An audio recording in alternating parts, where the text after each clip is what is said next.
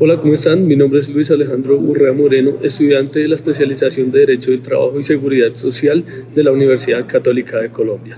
En el siguiente video abordaremos los temas de la sentencia T-406 del año 1992 emanada por la Corte Constitucional, el derecho dúctil llevado con los principios y las reglas y la teoría del caos. Oye, ¿me podrías contar en qué consiste un Estado social de derecho? Dicho Estado social de derecho se divide en dos vertientes. La primera es el estado de bienestar, en el cual el Estado social de derecho debe garantizar ciertos derechos a las personas que viven en ese Estado social de derecho, como son un salario mínimo, salud, educación, bienestar y demás derechos que hacen parte de los derechos fundamentales de las personas. En la segunda lista tenemos el Estado constitucional, el cual es el ordenamiento jurídico, el cual nos lleva a una participación democrática dentro de las leyes y es el que arma también el pluralismo que debe tener el Estado social de derecho para que se cumplan esas dos aristas y se unan de una manera más afluente.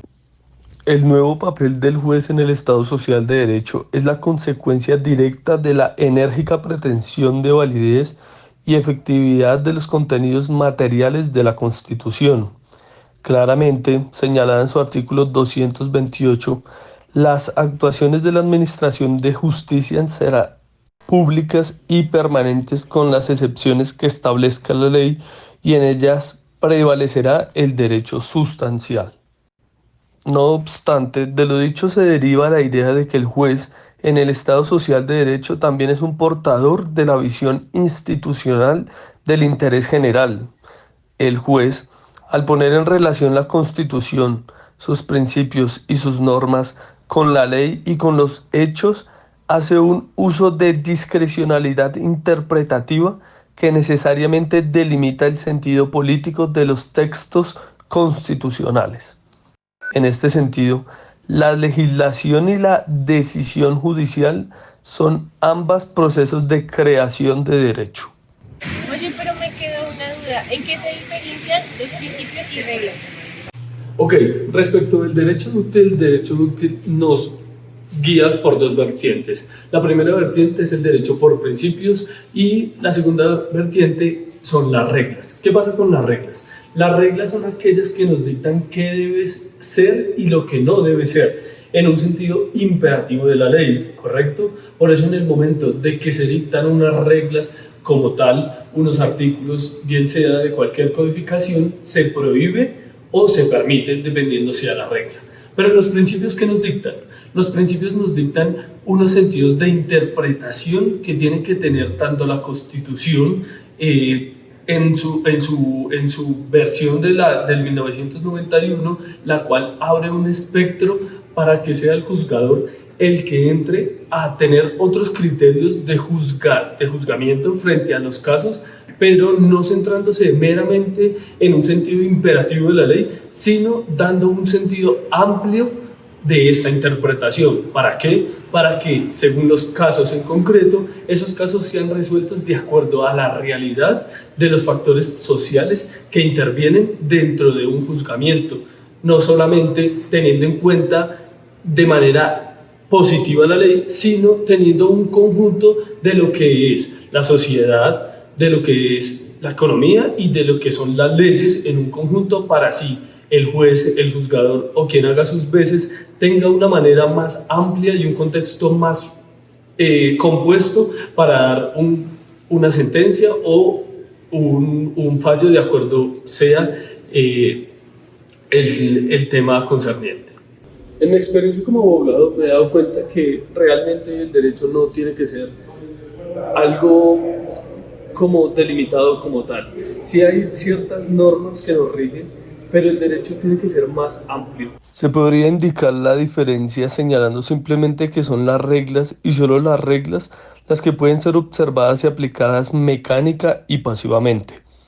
Si el derecho solo estuviese compuesto de reglas, no sería insensato pensar en la maquinización de su aplicación por medio de autómatas pensantes, a los que se les proporcionaría el hecho y nos darían la respuesta.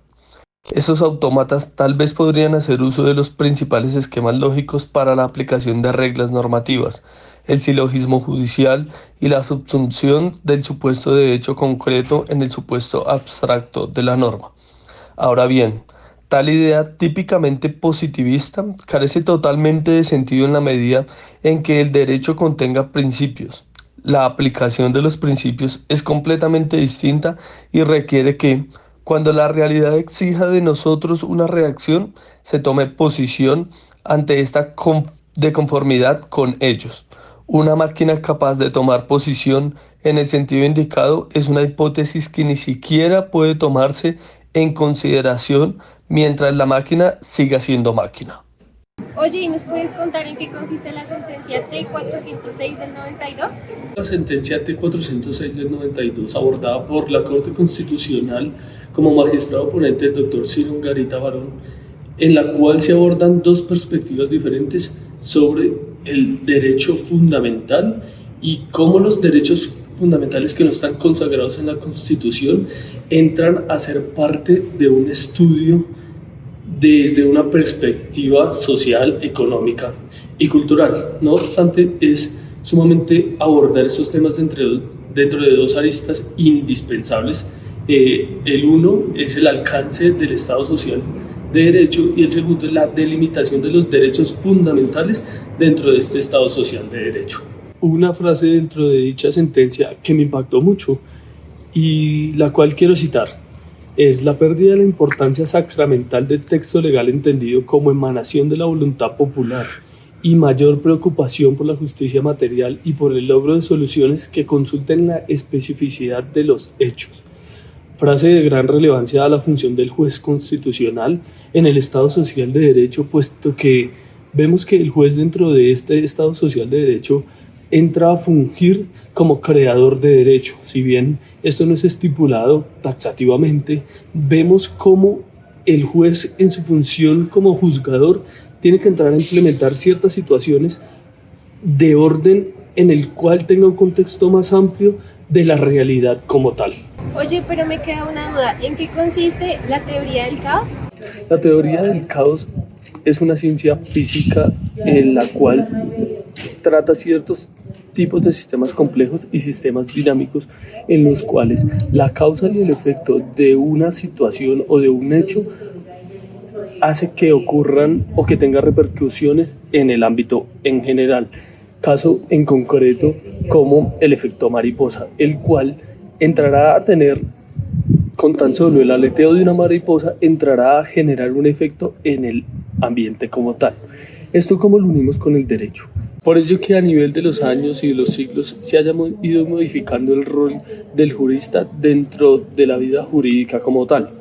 Es por eso que los paradigmas de antes del Estado social de derecho se daban paradigmas mecánicos en donde siempre pensaban o siempre se determinaba que el juez como tal tiene que ser una persona mecánica la cual siga las reglas y siga ciertos lineamientos de manera estricta, de manera taxativa. Lo que nos lleva ahora y lo que nos dice la teoría del caos es que cierto cambio, cierta repercusión en los factores sociales, económicos o culturales siempre nos van a llevar a una nueva renovación y a una nueva interpretación de la ley según sea la realidad o según sean los factores sociales que se predeterminen dentro de una sociedad, valga la redundancia. Dicha teoría también comprende que los ordenamientos complejos y sistemas dinámicos como los que son característicos para la sociedad y la economía posmodernas siempre se hallan al borde del caos y se regeneran a través de él. Ralph Lossy, en un trabajo publicado en Internet, dice que el sistema del derecho continental, originado por el Código Napoleón, está basado en leyes, en normas estáticas escritas en el derecho del common law. Por su parte, aunque incluye leyes, está basado primordialmente en el derecho del caos, en decisiones hechas por los jueces considerando hechos únicos, interpretando leyes y citando al juez Althusser.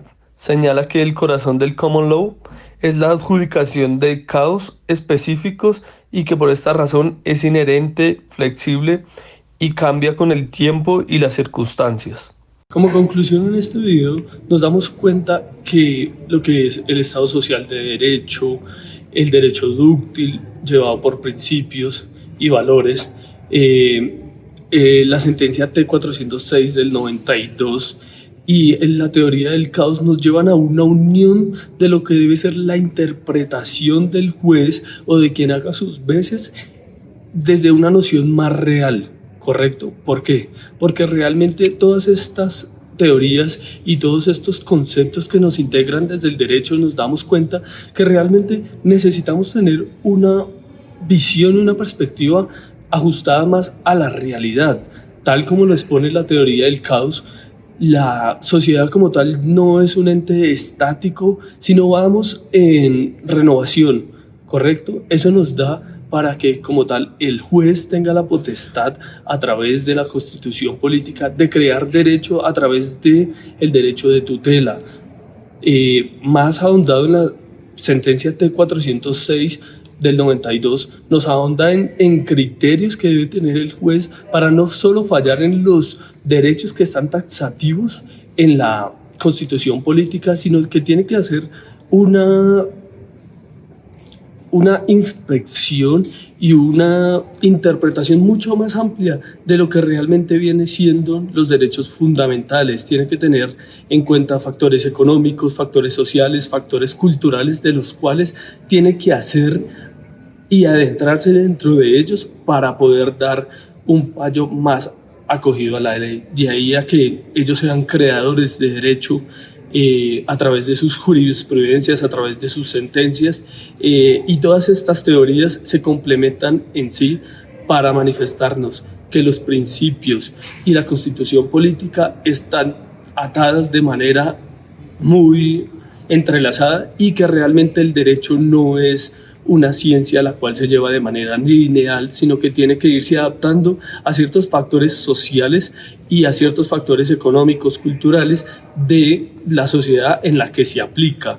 Más que todo tenemos que tener una amplia adaptabilidad a la ley, más que un sentido estricto y taxativo de la ley. Con esta intervención y con esta conclusión cierro el video, esperando que todos los conceptos que se plasmaron allí sean realmente de su aprendizaje y que sean realmente llevados a la práctica del derecho.